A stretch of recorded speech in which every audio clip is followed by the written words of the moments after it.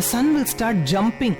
Nobody will think this is wrong, because anybody who has secured marks will jump out of delight, out of sukham. His father will be seated in the hall. This son will go and inform his father, "My dear father, I have secured 90% marks." Now will the father jump like his son? He will not. But the happiness of both the son and father is the same. There is no difference in it. The extent to which the son felt happy on securing 90% marks will be the same happiness, the same extent to which the father will also feel. But the father will not jump. Why? Though he is happy that his son has secured 90% marks, he is composed. He knows what kind of reactions to exhibit. Though he will congratulate his son, bless his son that he should become more victorious and more successful in his life, he won't jump, because he has not only grown of age, he has grown of maturity. The same way, Kaushalya and Kaikeyi, both of them heard the news that Ram is going to be coronated as the king. Dasharatha had decided, and the coronation was going to happen. Though both of them knew, though Kaushalya and Kaikeyi knew about this, the Tamil poet gives a beautiful distinction, a difference between the happiness what Kaushalya felt. How happy was Kaushalya and how happy was Kaikeyi. Matram madurai mangai ullamum ஆற்றல் சால் கோசலையும் அறிவும் ஒத்தவால். மாற்றமது உரை செய்ய மங்கை உள்ளமும். Mangai here denotes Kaikeyi. Kaikeyi became happy at heart. ஆற்றல் சால் கோசலை அறிவும் ஒத்தவால். Kosalai, that is Kaushalya, became happy in her mind. This is the difference between a child's happiness and a mature person's happiness. If a child has a little toy in its hand and the other child is excited about this, the other child who looks at his counterpart who's having a toy will go to his parents and say that even I also want a toy like that. The parents will buy him. Once the parents buy him a toy, they buy a toy for their child, this child will start playing with the toy. So once the child receives whatever it wants, whatever it had dreamt of, it starts jumping. It starts jumping because it has started feeling happy at heart first. Whenever a person feels happy at heart, though that joy is the true joy, though that happiness the true happiness, one thing should be remembered, that happiness is not which is everlasting. It could be brainwashed. Because if you tell the same child who dreamt about having that toy, who achieved of buying that toy through his parents, now if you go tell the child, I will buy you 2 ice creams, you give me that toy. The child will initially be reluctant, but once it is being fascinated by those 2 words, 2 ice creams, it will give the toy. It will never remember, the child will never remember that he had thought of buying the toy, he had dreamt of it, that is, it is the true happiness, nothing of that sort. When the second thing arises, when the 2 ice creams come into picture, the first thought of the toy which the child dreamt of goes away. So this is these are the effects when a person is or feels happy, when he feels happy at heart. Whereas there is a difference in which happiness occurred in the mind of Kaushalya. She was a very composed person.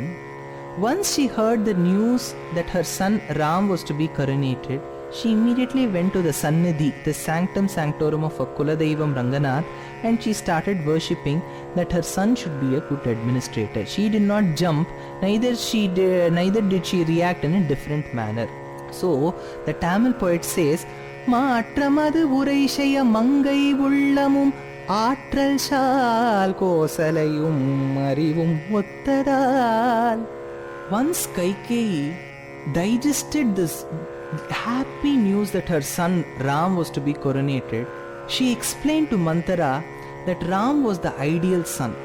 This ecstasy, this happy news, this glad news that Ram was to be coronated made Kaikeyi so much happy that she took a beautiful pearl necklace from her neck and handed it over to the servant maid Manthara. Manthara, who received that pearl necklace, threw it on the ground in such a force that all the pearls which were beautifully brought in a form of a necklace, just scattered here and there. When all these pearls scattered hither and thither, Kaikeyi was totally dejected. She asked Manthara, "Hey Manthara, when my dear son Ram is going to be coronated, when this happy news has reached my ears and which has reached your ears even before it could reach my ears, what is so frustrating? Why are you so agitated? And why have you thrown this beautiful gift that I have given because my son is going to be coronated?" Manthara mocks at Kaikeyi. She starts laughing. "Hey Kaikeyi, don't think you are a very intelligent person, you are still a fool. Don't you think that when Kaushalya's son," Kaikeyi has been stressing time and again that Ram was her son, but Manthara keeps pointing to the biological mother's fact. She keeps pointing out to the fact that, "Hey Kaikeyi, Kaushalya's son Ram is going to be coronated. Kaushalya's son Ram will be the king. Under Kaushalya's son Ram will the entire city Ayodhya be. Under Kaushalya's son Ram will all the citizens of Ayodhya follow the orders and execute." When this is all happening on one hand, and when you are going to be the future Dasi, when you are going to be the future servant in this kingdom of Ayodhya where once upon a time you were the queen, you are still gifting me with a pearl necklace. What kind of a world is it when a person does not know that a calamity is going to fall on them? She says, "Harsham kimarthamasthane kritavatyasi balishe shokasagara madhyastam natmanam avabudhyase manasa prasahami tvam devi दुःखार्दिता सती यच्छोसितव्ये हृष्टासि प्राप्यत्वं व्यसनं महत्." Prapyatvam vyasanam mahat. All that you are going to gain because of Ram's coronation is only vyasanam, is only dukkham, is only nashanam. You are going to get destroyed. All that you are going to get is only shokam, sorrow. All that you are going to be is only sad.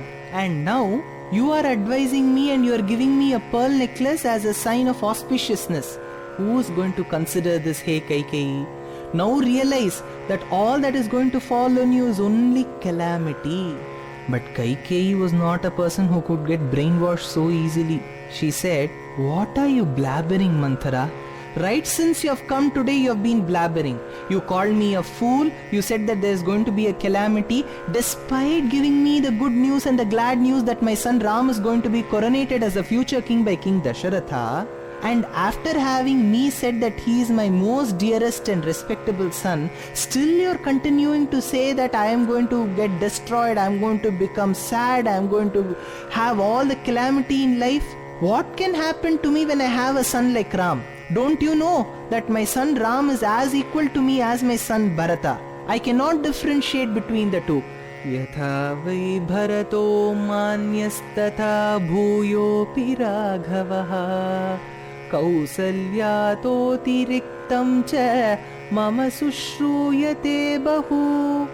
Don't you know, Manthara, whenever Ram enters this palace, he always does service only to me. He does service to me more than the service what he could do to his mother Kaushalya. And despite showing such great respect and great attitude, hey Manthara, how can you have such cheap thoughts in you that Ram could go against me, that Ram's mother Kaushalya could go against me, that Ram's father and my husband King Dasharatha could go against me? Do you think you can brainwash me that easily? Do you think that Ram is not the person whom a mother will want as a son? Don't you think that Ram will protect me? Now, Manthara thought that these light and simple sentences of producing Ram as a bad person before Kaikeyi will not work. Now she wanted to list down all the possible reasons which could help Kaikeyi come out of that bondage of affection for her son Ram, so that she could think in the manner in which Manthara was thinking. The first and the foremost reason what Manthara had in her hand, she produced to Kaikeyi.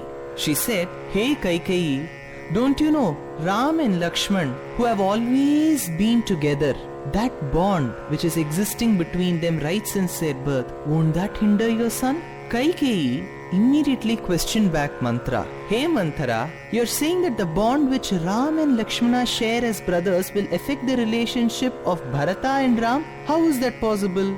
Then Manthara says, Lakshmana, who is always with Ram, once Ram becomes the king, will try influencing Ram up to such an extent that Ram will get a feeling of driving away his brother Bharata out of the kingdom. So she says, Gopta hi Ramam Saumitrir Lakshmanam chapi Raghavaha Ashwino riva saubhratram tathor lokeshu vishrutam.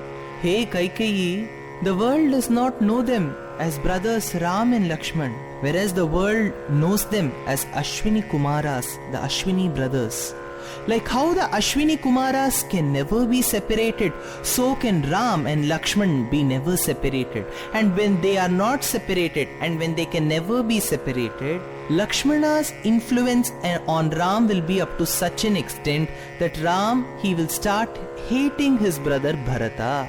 Now, Kaikeyi's mind slowly started changing. Realizing this, Manthara used her first card. The first card was Kaikeyi's own son Bharata. Next, she moved towards Kaikeyi's father. She said, Hey Kaikeyi, don't you know that once the Rajakumara, the eldest prince, becomes the king, he has to show all his power, he has to show all his strength, he has to show all his valor, he has to show all his viryam in defeating all the other kings of the smaller provinces. This is called Digvijayam, Hey Kaikeyi, if you do not know. Hey Kaikeyi, if Ram, who's now the prince, becomes the king, he will surely go on a Digvijaya Yatra. But he will not attack the kingdom of King Janaka. You know the reason why? Because when Janaki, the daughter of Janaka Maharaja, is the daughter-in-law of Kosala province, how can Ram go and attack the kingdom of Janaka Maharaja? So he will spare the kingdom of King Janaka Maharaja. Now, will he go to Kekeya province, which is your father's province? You may assume that he may not go, but he will surely go, Hey Kaikeyi, because it is the duty of a king to reach and gain that province or kingdom even though it may belong to his relation. So he will surely go to Kekeya kingdom. If he wants to defeat your kith and kin at Kekeya kingdom, he may even tie up or have an alliance with Janaka Maharaja. Finally, do you know who will be the one who's suffering, Hey Kaikeyi? It will be you, Hey Kaikeyi. It will be you and your son Bharata who will be suffering due to the enmity or the vendetta that may arise because of this, Hey Kaikeyi. Janaka Maharaja will be very happy, Kaikeyi, because he is the father-in-law of great Ram. He is the father of Sita. He will be very happy. But it will be your kith and kin. It will be your father's province, Kekeya province, which will be suffering because of Ram becoming the king, Hey Kaikeyi. Actually, whatever psychology Manthara was trying to tap is nothing but a Sigmund Freud psychology. Freud says all daughters like their fathers and all sons like their mothers. Here, Manthara was trying to make use of that psychology by saying, Hey Kaikeyi, in the sense she was trying to tap that psychology of Kaikeyi where she likes her father. And when she said that Ram would go and attack the province of her father, this brought the anxiety of Kaikeyi to another state. The first state, it increased due to Bharata's name that came in the reason. Second was because her father came into reason. Now, this act of poisoning Kaikeyi, poisoning a mother who has so much of affection for her son Ram, is very well described by Goswami Tulsidas in his Ramacharita-manas. He says, Rachi pachi kotik, kutil pan kon he si kapat prabodhu, kahi si katha sat savit ke jehi vidhi bad virodhu. It seems Manthara was so successful in poisoning a mother that even if a snake had come to bite her, the snake would die, because Manthara was nothing but a personification of poison. Why did Manthara have so much of revenge? If we say that Manthara was the servant maid to Kaikeyi, if we say that because she was the servant maid to Kaikeyi, she was the well-wisher of Kaikeyi, because she was the servant maid to Kaikeyi and was the well-wisher of Kaikeyi, she was also obviously the well-wisher to Bharata, this reason can be acceptable only up to some extent.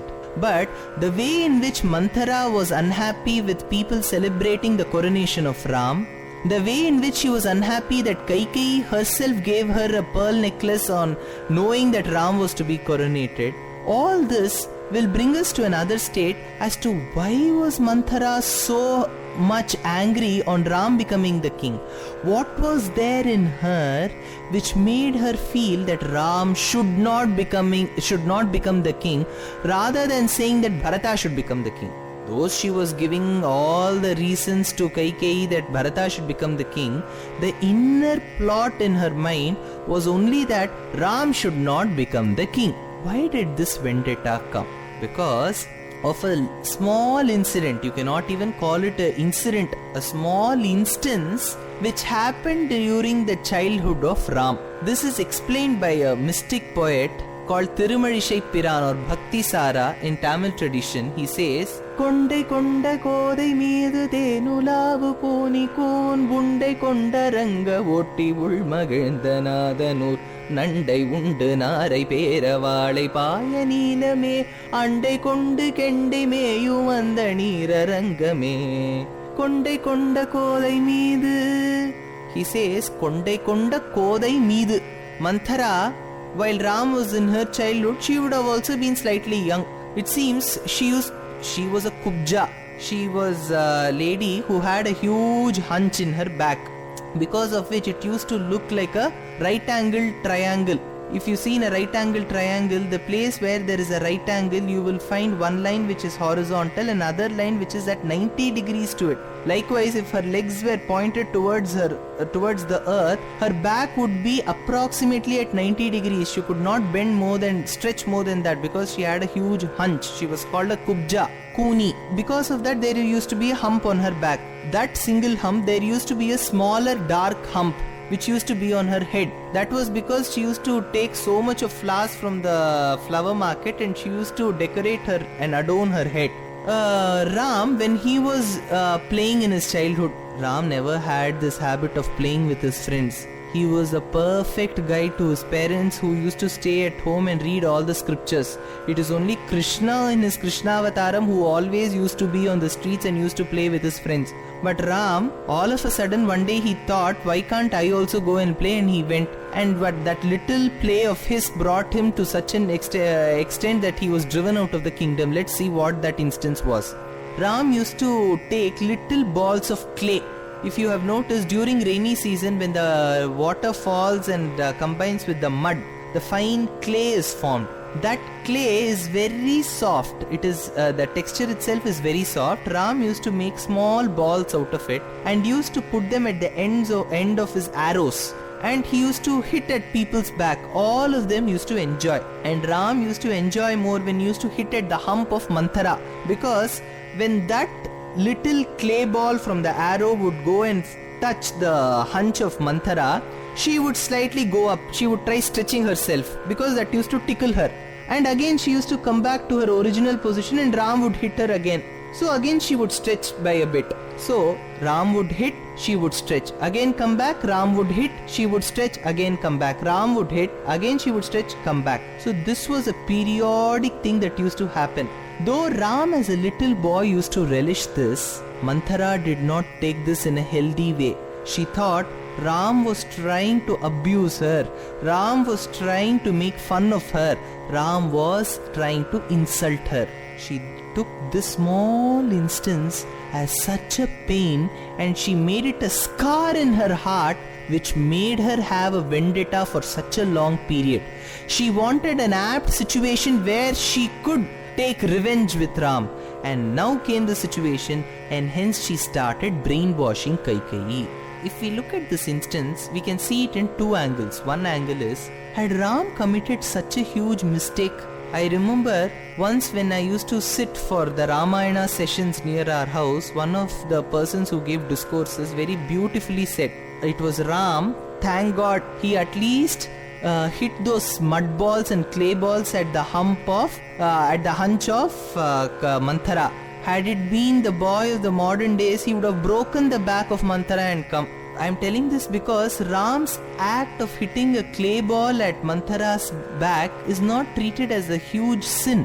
So, was it right on Manthara's part to have taken vengeance? No.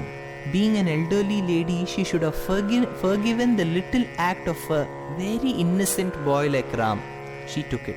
But if we see on the other angle, though Ram was a little boy at that point of time, is it right, is it justifiable if a boy tries to hurt, though it may not be the serious kind of hurting, but still, is it right on the part of a little boy also to hurt a servant maid like Manthara? No. What Ram had done was a wrong thing, which he himself realizes in the Kishkinda Kandam. After Sita was abducted by Ravana and Ram and Lakshman go in search saying Ha Site, they find Jatayu on their way, and then they find Shabari on their way, and Shabari directs them to Rishyamukha Parvatam, and in Rishyamukha Parvatam he has a Sakhyam, he has a friendship with Sugriva in the presence of Hanuman. At that point of time he says to Sugriva, hey Sugriva, you are my friend right now. Thank God I have got a friend like you with whom I can share my sorrow.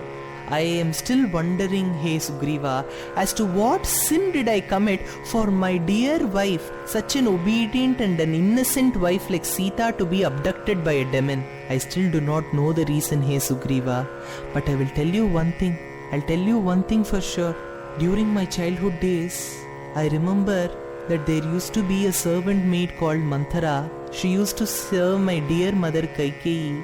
She used to have a hunch, she was a kubja, but I made fun of her by hitting small clay balls. I used to attach those clay balls to my arrow tips and used to aim at her hunch. And once those clay balls used to hit her hunch, poor lady, she used to stretch herself out of pain and then she would come back.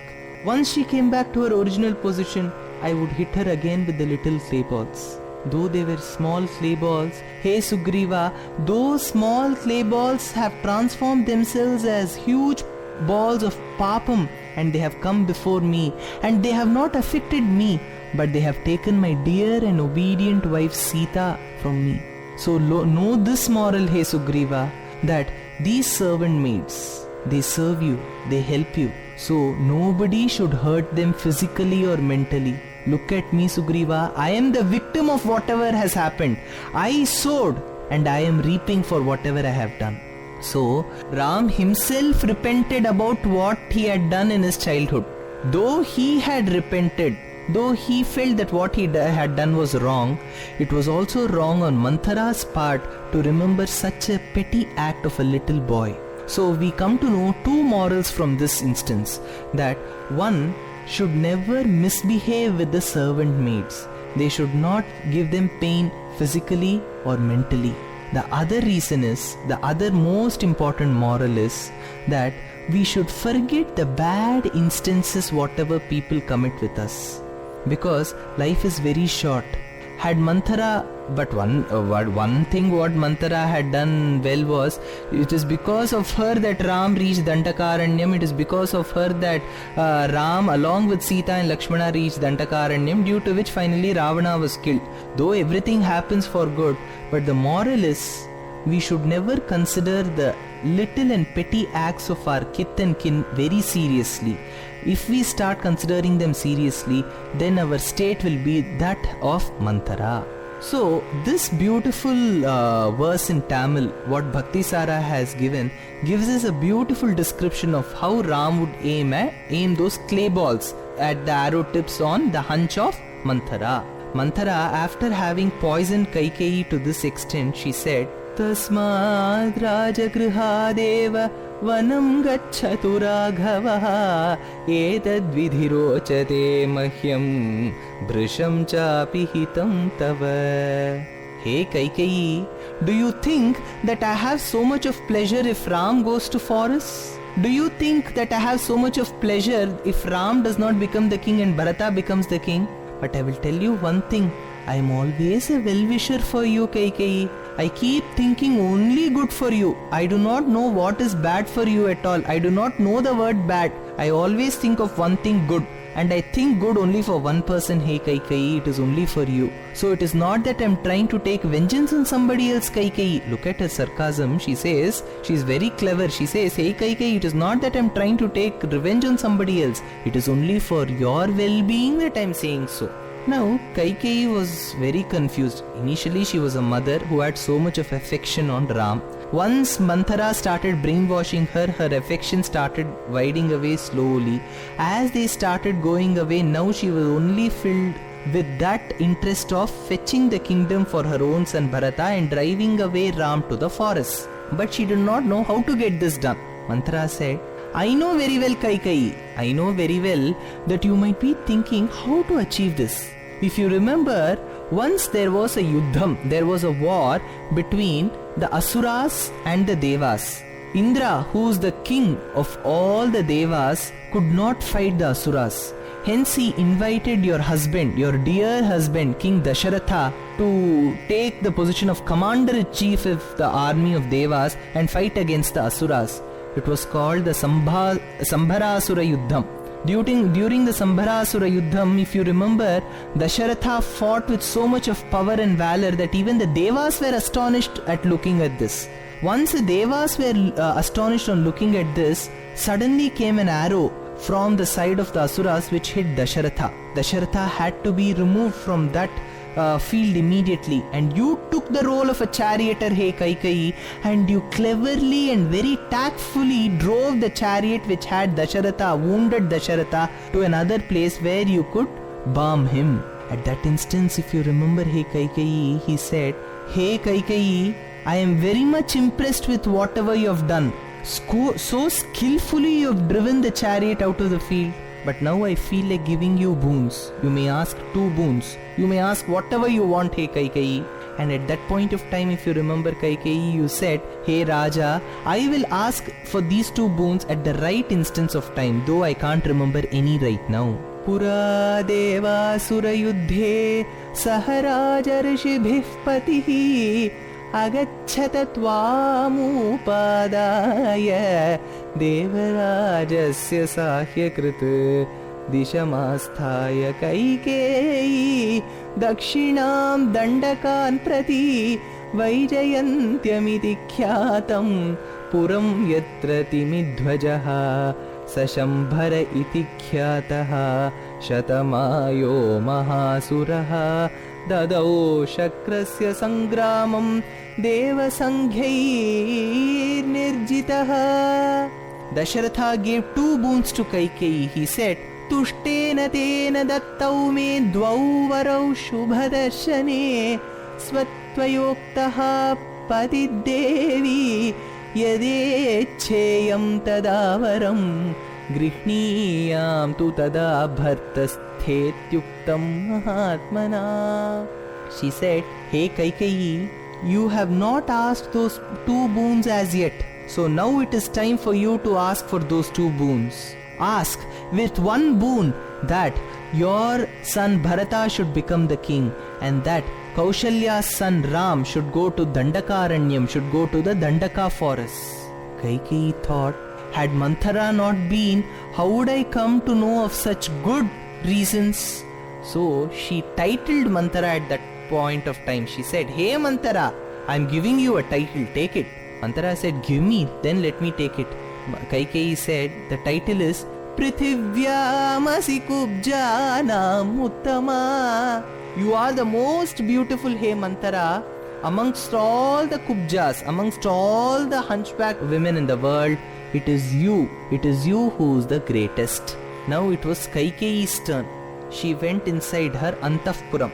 Once she went inside her Antahpuram, she took away all the ornaments, the bangles, the necklaces, the haram, the kundalam, everything she took. She wore the other black color dress which signifies something inauspicious. She took off all the flowers from her beautifully adorned head. She left her hair open. She took the kunkumam, the tilakam, the sindhuram which was on her forehead, she was sporting on her forehead. She removed that. And now After disornamenting herself, she lay on the bed. She lay on the bed. She lay on the bed. She lay